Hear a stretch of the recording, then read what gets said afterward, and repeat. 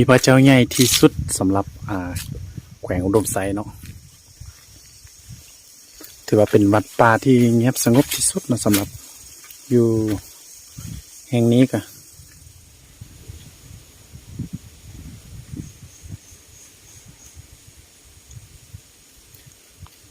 ตีนพระบาทนั่นนี่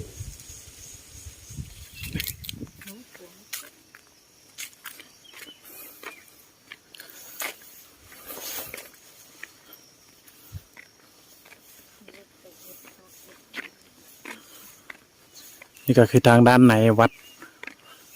ป่าหอยพระบาทเนาะห้วยแห่เนาะ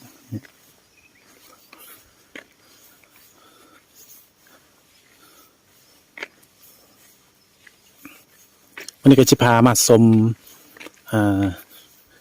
วัดล่องยาเนาะนี่วัดบ้านล่องยาหรือว่าวัดป่าหอยพระบาทเนาะ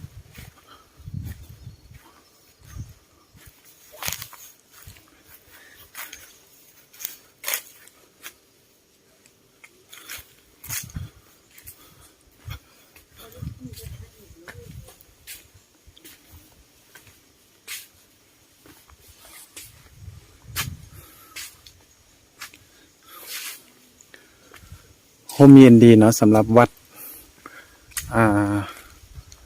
ป่านี่กะ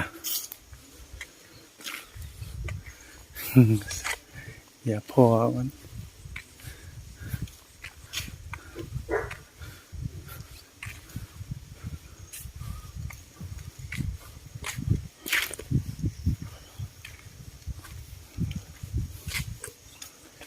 มีพระเจ้าใหญ่ที่สุดสำหรับแขวงอุดมไซเนาะ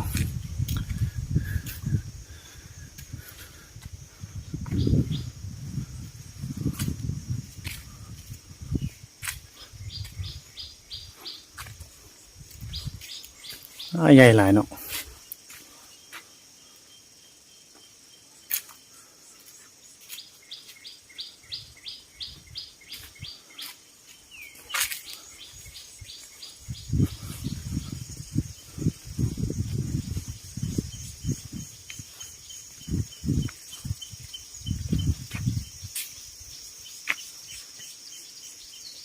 มันหอยเนาะ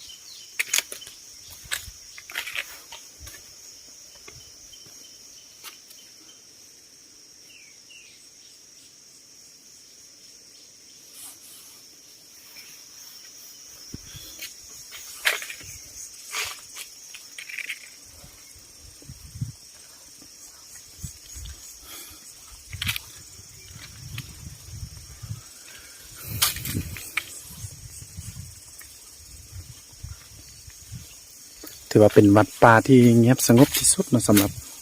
อยู่แห่งนี้ก็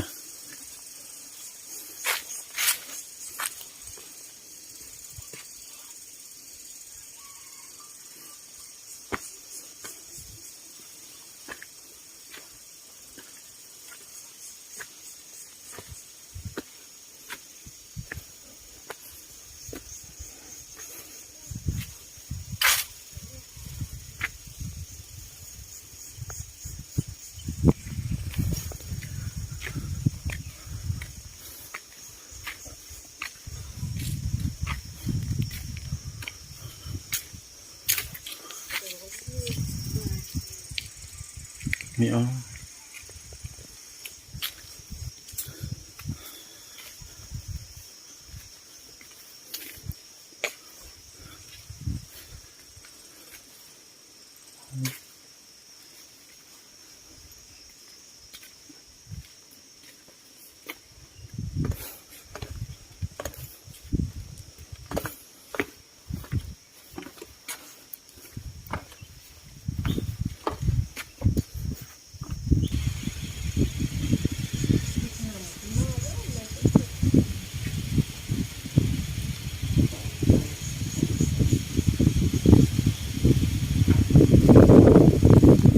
เย็นขนาดเนาะ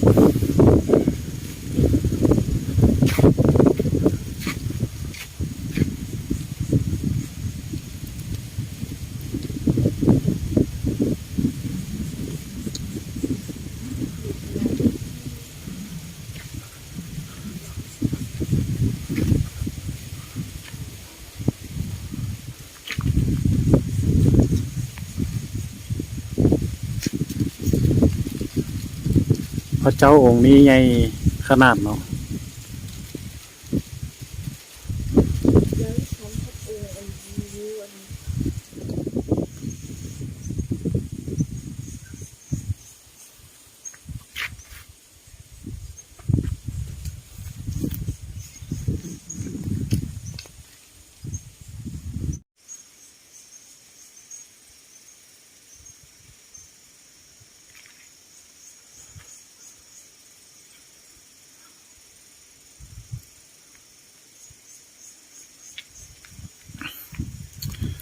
ห้องหอยพระบาทจะอยู่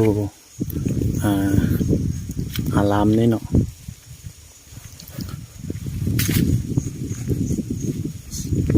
สำหรับวัดนี้แล้วก็จะ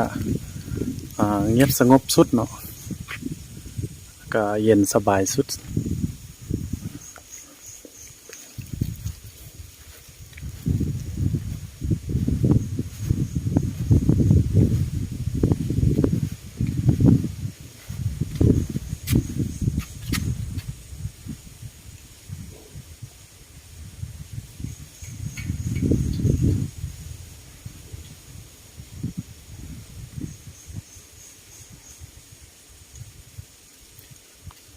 ตีนพระบาทนั่นนี่